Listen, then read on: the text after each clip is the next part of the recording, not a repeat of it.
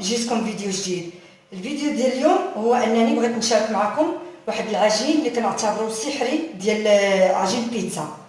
من قبل ما نبداو كنتمنى تضغطوا على زر الاشتراك وما تبخلوش عليا بلي لايك ديالكم. غندوزو المكونات على بركه الله. عندنا 400 غرام دقيق ابيض ما يعادل 4 كؤوس عنبه. عندنا 100 غرام دقيق فينو كاس عنبه اللي كيعادلوا نصف كاس زيت زيتون تقريبي. عندنا ملعقه كبيره زبده، ملعقه كبيره خميره العجين حبيبات، قليل من الملح، قليل من الابزار، ملعقتين صغيرتين ديال زعيطه، ثم ساشي ديال خميره الحلويات من فئه 8 غرام، ثم ملعقه كبيره حليب بودره، ثم الماء دافئ للعجين. غندوزو الطريقه على بركه الله. كنجيبو الاناء الخاص بالعجن،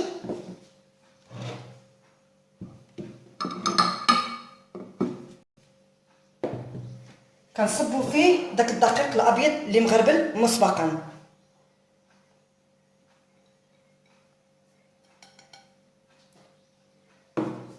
كنضيف ليه كذلك داك الدقيق فينو اللي مغربل حتى هو كذلك، ثم كنبدا نضيف المقادير الاخرى. كنضيف داك قليل من الملح، قليل من الابزار، ثم الخميره حبيبات ملعقه كبيره، ثم ملعقتين صغيرتين ديال زعيطه، ثم ملعقه كبيره زبده،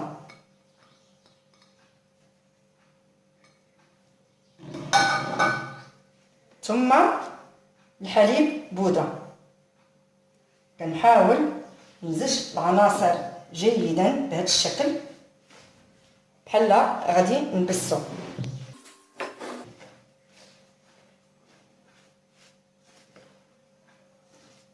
كندخل ديك الزبده مع هاد النواشف كامله،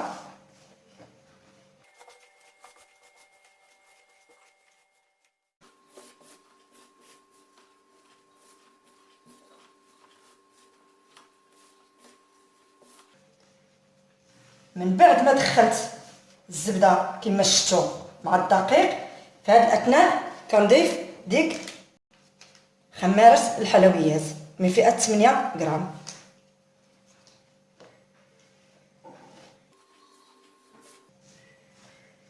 في هذه الاثناء كنضيف نصف كاس زيت الزيتون تقريبا، ثم كنخلط الكل.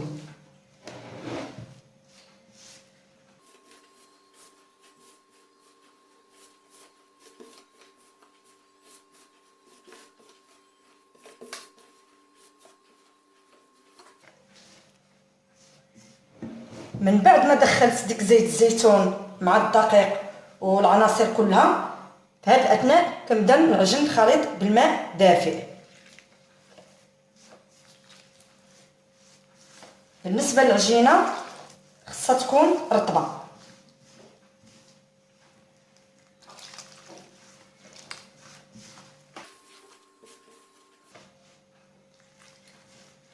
مع اضافه الماء تدريجيا.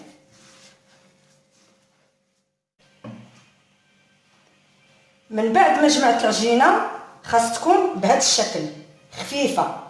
في هذه الاثناء كنبدا ندلكها بهذه الطريقه، كنحاول ندلكها.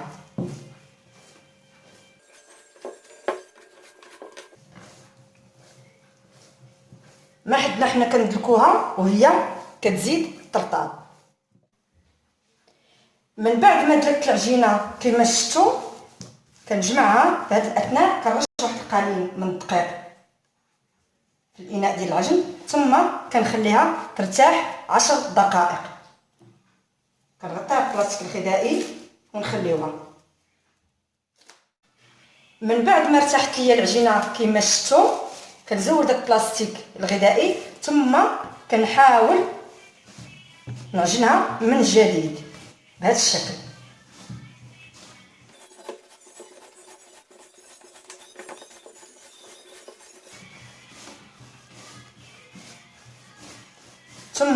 كنقسمها كويرات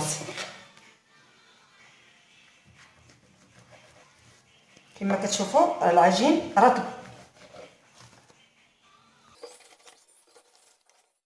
من بعد ما قسمت العجين وعملته كويرات كما كتشوفوا، في هذه الاثناء مباشره غنبدا نورق بكره بكره. في هذه الاثناء كناخذ سطح العمل ثم كنرشو بقليل من الدقيق الابيض باش ما يسقش لنا العجين في سطح العمل، ثم كنبدا نورق الكره الاولى بهذا الشكل. العجين كما كتشوفوا راه رطب. من بعد ما ورقت الكره الاولى كما شفتوا، خاص السمك ديالها يكون شويه متوسط، ما تكونش رقيق بزاف بهذا الشكل. في هذه الاثناء كنجيب واحد اللاطه اللي دهنتها مسبقا بالزبده باش نستعمل العجين ديال البيتزا فيها، ثم كنبدا نأطر في البيتزا ديالنا بهذا الشكل. كتجيب واحد الاطار دائري ثم كنبدا نأطر دوائر كما كتشوفوا بهذا الشكل.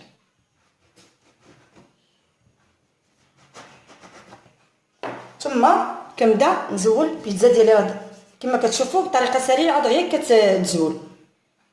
ها هو الشكل ديالها. ثم كنديرها في واحد اللاطه اللي دهنتها.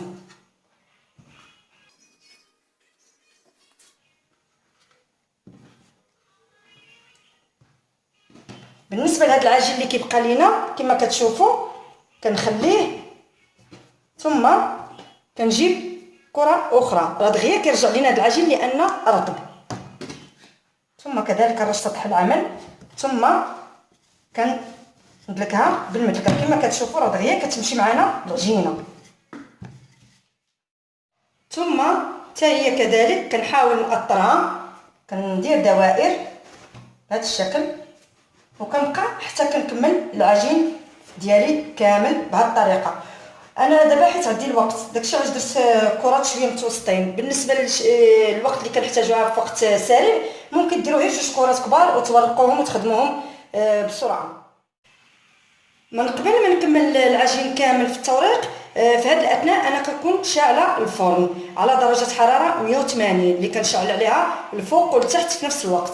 بالنسبه اللي عنده فرن غاز كيشعل عليها حتى كتشد شويه في راسها من التحت عاد يشعل عليها الفوق، يعني راه ما كتستغرقش الوقت، يعني تقريبا ما كاملاش قل من 5 دقائق يعني اللي كدير. كنخليوها شويه بيضاء. بقاو معايا حتى تشوفوا الشكل ديالها في الفرن. كما كتشوفوا من بعد ما دخلتها الفرن مسبقا تقبتها بواحد الفرشيطه باش ما ديرش لينا فقاعات بهذا الشكل كما كتشوفوا. نقرب لكم. ثم كنخليها طيب يعني نص طياب. هذا هو الشكل النهائي ديال العجين بيتزا اللي حضرت معكم اليوم. كما كتشوفوا راه سريع التحضير، ما كيحتاجش الاختمار بزاف، غير تبعوا المراحل. واللي كنأكد عليه هو انكم تخليوا العجين رطب باش يجيكم سهل في التوريق. وكذلك بالنسبه للكويرات ممكن ديروا غير جوج كرات ودغيا تحكموا فيهم الا كان عندكم الوقت ضيق. وكما كتشوفوا راه كيجيو كما كتشوفوا كيجيو رطبين. ها هو الشكل ديالهم. طيبناهم نص طياب. وها صعيطه كما كتشوفوا اللي درت فيها راه كتبان لكم وسط العجين. غنقرب لكم باش تشوفوا. غير تبعوا المراحل البنات وغيصدق معكم من اول تجربه. كنتمنى الفيديو ديال اليوم يعجبكم وتردوا عليا في التعليقات ديالكم. وشكرا، مع السلامه، الى فيديو اخر.